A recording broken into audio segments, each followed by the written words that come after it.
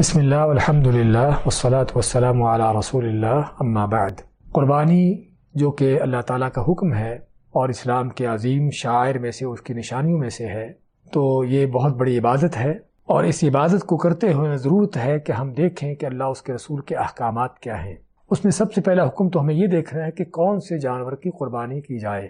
اس میں اللہ تعالیٰ نے قرآن کریم میں جب قربانی کا حکم دیا ہے، اس کا ذکر کیا ہے، تو اس میں بہیمۃ الانعام کا ذکر کیا ہے، اور بہیمۃ الانعام سے مراد چوپائے، جس سے مراد اونٹ ہے، گائے ہے اور بھیڑ بکری، یہ 4 طرح کے جانور ہیں جو بہیمۃ الانعام میں شمار ہوتے ہیں۔ تو چنانچہ اونٹ یا اونٹنی ہو، گائے یا بیل ہو، بکری ہو، نر ہو یا مادہ ہو، اس طرح بھیڑ نر ہو یا مادہ ہو، اور بھیڑ کے ساتھ ہی دمبا دمبی بھی اسی میں شامل ہوتے ہیں۔ تو یہ وہ جانور ہیں جس کی قربانی دی جاتی ہے۔ اس کی عمریں کیا ہوں ان جانوروں کی؟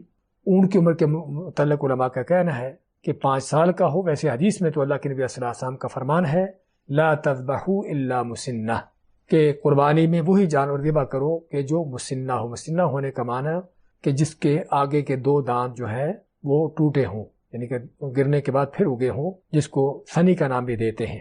اور اونٹ کے حوالے سے اس کے 2 دانت گرنے کے بعد اگتے ہیں 5 سال کی عمر کے بعد، یعنی کم از کم 5 سال کا عمر کا اونٹ ہو تو اس کی قربانی ہوتی ہے۔ گائے ہے تو اس کے لیے 2 سال ہونا کافی ہے، کہ 2 سال کی گائے یا بیل ہو تو اس کی قربانی ہو سکتی ہے۔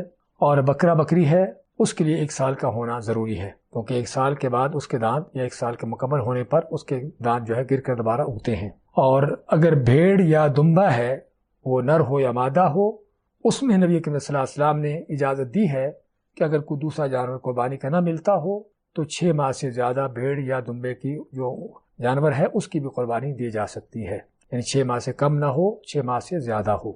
تو یہ ہے قربانی کے جانور، اور یہ ہے ان کی عمریں۔ مزید یہ کہ اس میں کیا شرطیں ہیں۔ نبی اکرم صلی اللہ علیہ وسلم کا فرمان ہے 4 لا تجوز فی الاضاحی، کہ 4 طرح کے جانور ہیں کہ جن کی قربانی کرنا جائز نہیں ہے۔ وہ 4 طرح کے کیا ہیں؟ آپ میں کہ وہ لنگڑا، یعنی ایسا لنگڑا جانور کہ جس کا لنگڑا پن واضح ہو۔ واضح ہونا کا معنی کہ وہ ریوڑ کے ساتھ نہ چل سکتا ہو۔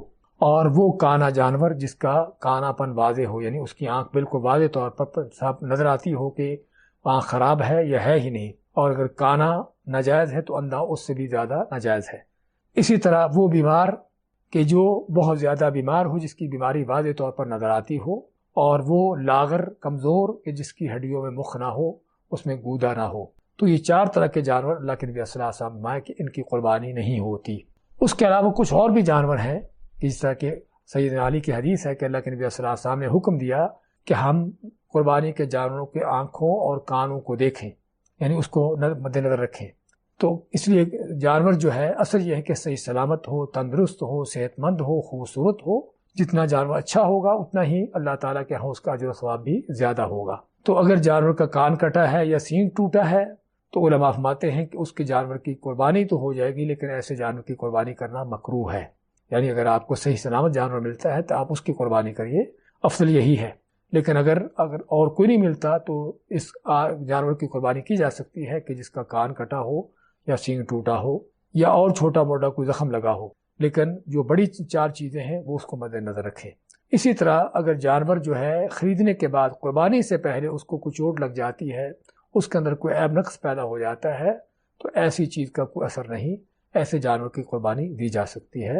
یعنی بنیادی بات یہ ہے کہ جانور جو ہے صحت مند ہو، اس کے اندر کوئی ایسا عیب نہ ہو کہ جس عیب کو آپ نے منع فرمایا ہے، اور اس عمر کا ہو کہ جس عمر کی آپ نے شرط رکھی ہے، تاکہ قربانی جو ہے اللہ کے حکم کے مطابق ہو۔ بارک اللہ فیکم وصلی اللہ وسلم علی نبینا محمد۔